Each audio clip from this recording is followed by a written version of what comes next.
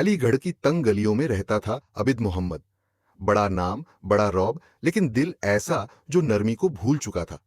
एक बरसाती शाम वह डरहाक से गुजरा तो उसकी नजर अपने मकान के बाहर कोने में बैठी सुनीता देवी पर पड़ी। 28 साल की गर्भवती सुनीता भीगी साड़ी में कांप रही थी। पेट को दोनों हाथों से पकड़े ऐसे बैठी थी जैसे हर सांस उसे भीतर तक चोट पहुंचा रही हो। अबिद गरजा, यहां क्या कर रही हो? उठो और तुरंत निकलो। सुनीता ने टूटती आवाज में कहा, भाईजान, बस एक रात के लिए सहारा दे दीजिए। इस बरसात में कहां जाऊंगी? लेकिन अबिद के चेहरे पर कोई करुणा नहीं उभरी। एक रात?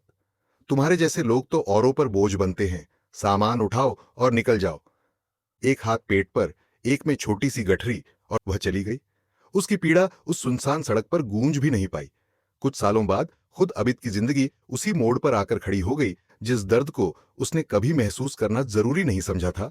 उसकी पत्नी रुखसाना बेगम एक बेहद कठिन गर्भावस्था से गुजर रही थी। फिर एक रात रुखसाना दर्द में चीख उठी। आवाज ऐसी थी कि मानो किसी मां के भीतर से जिंदगी फिसल रही हो। अबिद पहली बार टूटते हुए दिखाई दिया। आबिद उसे अस्पताल ले गया, पर डॉक्टरों ने कहा कि रुखसाना और बच्चे में से एक ही बचेगा। उसे लगा उसका बच्चा, जिसे उसने अभी तक देखा भी नहीं, शायद उससे छिन जाएगा। घबराकर वह दौड़ा मौलवी साहब के पास। वह उनके सामने लगभग गिर सा पड़ा। मौलवी साहब, मेरी मदद कर दीजिए, मेरी पत्नी और मेरा बच्चे दोनों की जान खतरे में है। मौलवी साहब ने उसे गहरी नजरों से देखा और धीमे से कहा, जब तू किसी मजबूर की आह सुनकर भी पत्थर बना रहता है तो अल्लाह खुद तुझे आईना दिखाने पर मजबूर हो गया। जा, इस पते पर अपनी बेगम को लेकर चला जा। अल्लाह ने चाहा तो सब ठीक होगा। फिर उन्होंने एक पता दिया जिस पर लिखा था मां का आंचल। अभी जब वहां पहुंचा तो उसके कदम थम गए। बच्चों की हंसी और उनके बीच खड़ रही थी सुनीता।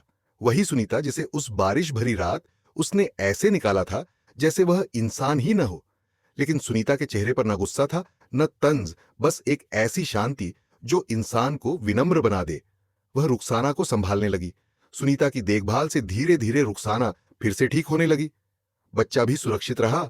अबिद हर दिन वहां आता और हर बार सुनीता को अपनी बीवी की देखभाल करते देखता तो उसके भीतर उस रात के तिरस्कार की चुभन और गहरी हो जाती।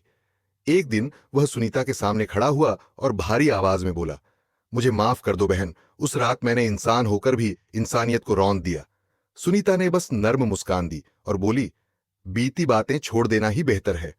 उस दिन अबिद ने एक ऐसा काम किया जिसकी किसी ने उम्मीद नहीं की थी। उसने अपनी पूरी संपत्ति सुनीता की संस्था मां का आंचल के नाम कर दी और खुद अपनी पत्नी के साथ वहीं रहकर लोगों की सेवा करने लगा।